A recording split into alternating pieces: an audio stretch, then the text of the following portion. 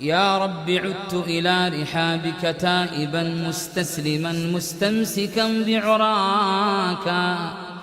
ما لي وما للأغنياء وأنت يا رب الغني ولا يحد غناك، ما لي وما للأقوياء وأنت يا ربي ورب الناس ما أقواك،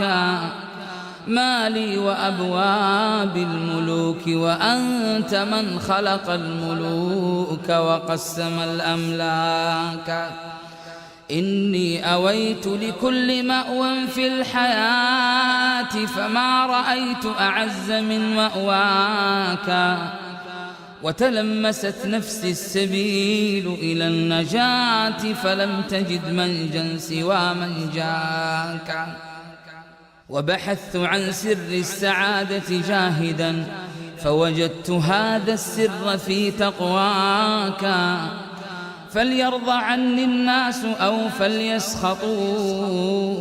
أنا لم أعد أسعى لغير رضاك.